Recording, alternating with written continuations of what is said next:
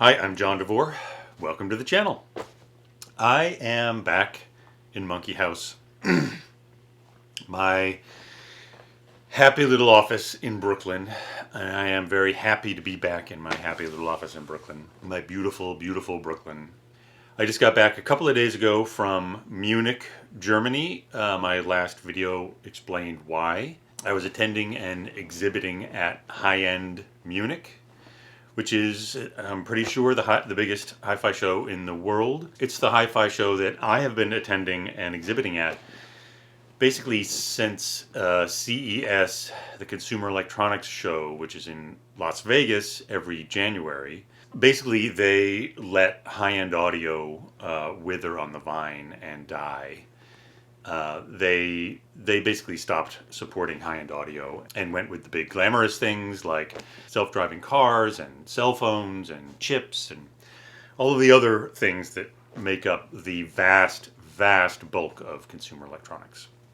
But high-end audio, too small, too niche, too weird, too difficult to deal with because we needed our own exhibition rooms. And so I think they just basically stopped supporting us and hoped we would go away, which we did. So now really the only way that I am able to see international distributors and customers outside of the American customer base is the Hi-Fi show in Munich, which is great. The Hi-Fi show in Munich is extremely different from CES in that it is entirely devoted to high-end audio. And it's kind of wonderful. It's sort of a paradise. I would say that the attendance was huge. It felt to me like it was more crowded than the last time I did the show, which was the last time the show happened, which was in 2019. I would also say that it felt like exhibitors were way down, maybe 30% down.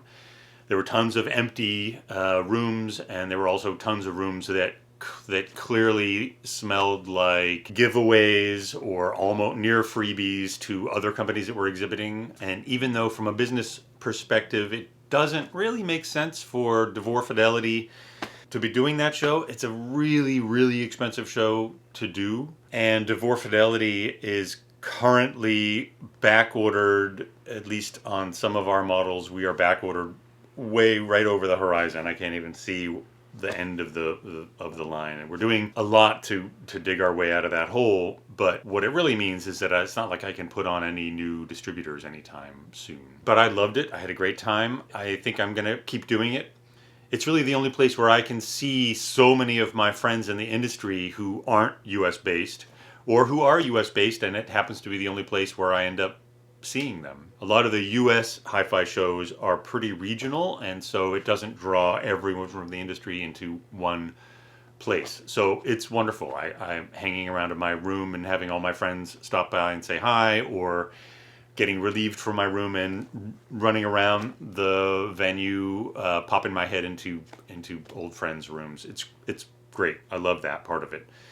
I also love meeting customers. It was the first show that I have done since I've started this YouTube channel. Tons of people came up and said, "Oh, I've seen you on YouTube. I know you from YouTube."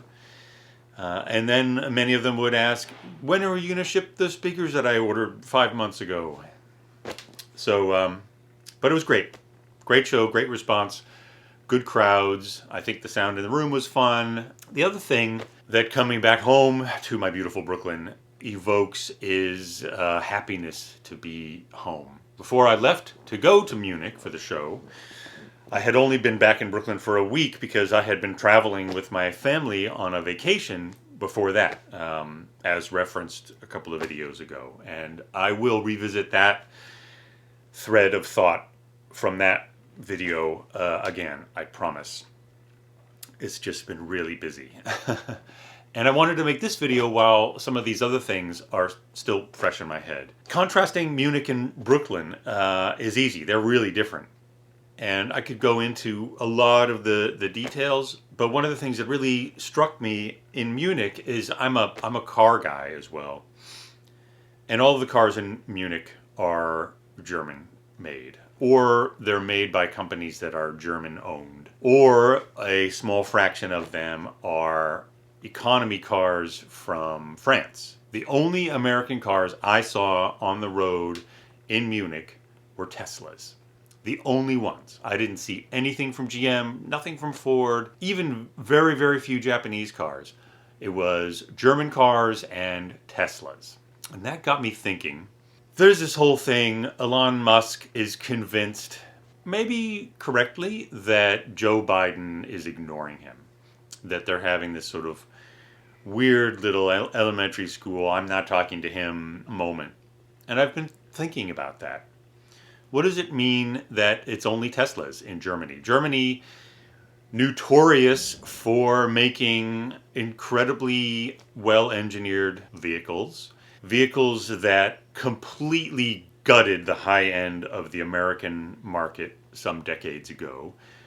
A moment from which America has absolutely not recovered. Since then, obviously, companies like Lexus have also taken bites out of it. But there's no question that Audi, BMW, and obviously Mercedes own the high-end vehicle market in the US. And so who seems to be able to compete with Germany in its home turf? Not GM, not Ford, Tesla. So what does that mean? Well, Uncle Joe, I understand that dealing with Elon Musk is maybe kind of icky. I can see that he essentially behaves like a 13-year-old raised in a frat house with a huge trust fund. He's an annoying little misogynistic brat. And I also understand, Uncle Joe, that you are an old school union guy, working class, Detroit, Rust Belt. Yeah. You know, it's cool. It's great. Your C2 is absolutely among the pinnacles of automotive design, in my opinion. Totally badass car.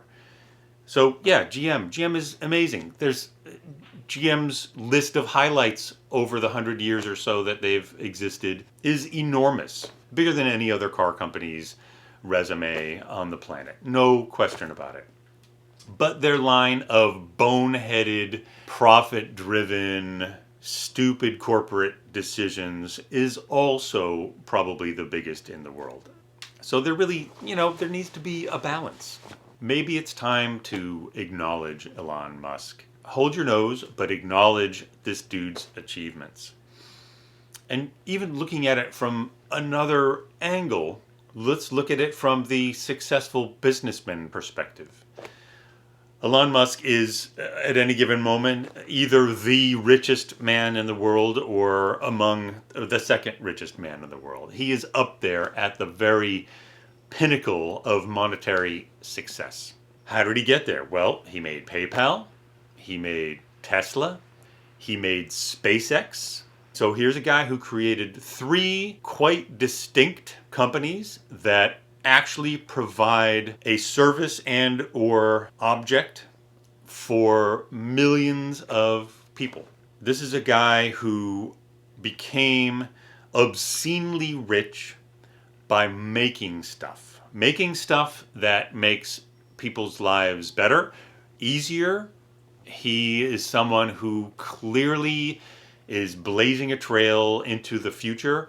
Whether or not battery-driven electric cars are the absolute future, seems likely that they are, but maybe they're not. But they are clearly an obvious way forward from the internal combustion engine.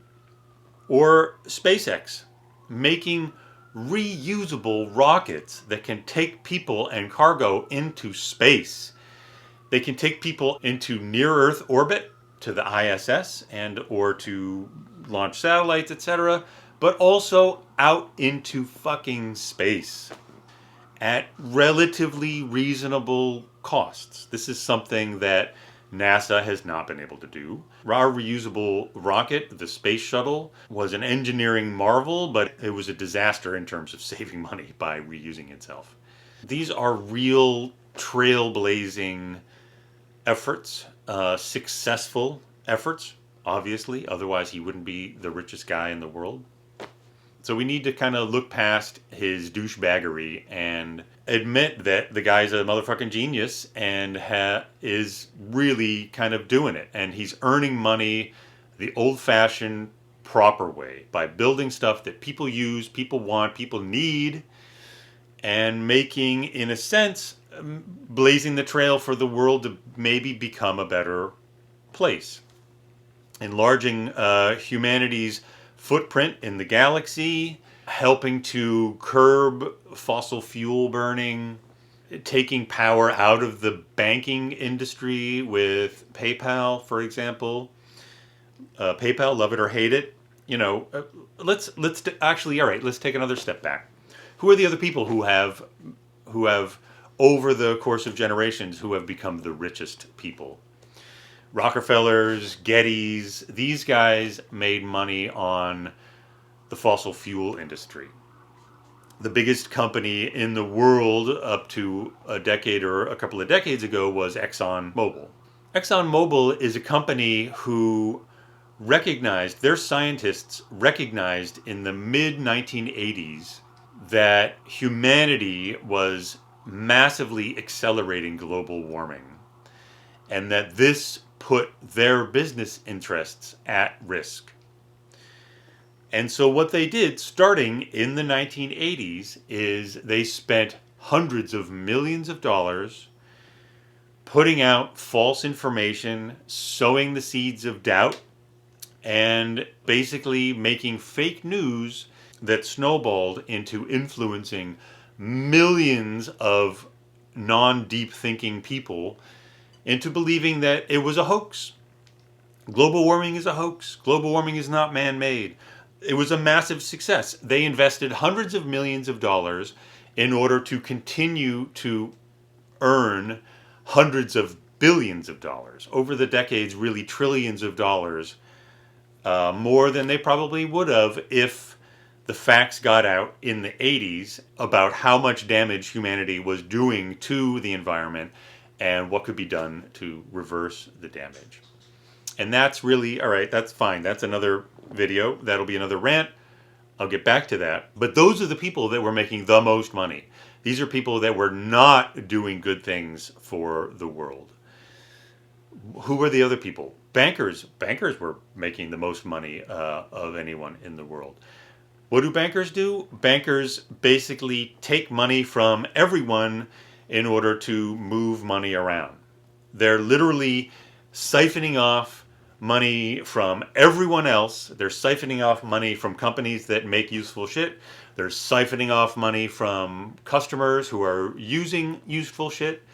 They're siphoning off money from nowhere. They're leveraging real concrete assets in order to make more pretend profit, and then they cash out on that profit before its pretendness is recognized. They're essentially earning vaporware money that real people and real companies then have to pay back. These are the kinds of people who have been historically most monetarily successful. So give Elon Musk some credit for becoming richer than all of those dudes by making real shit, real good shit.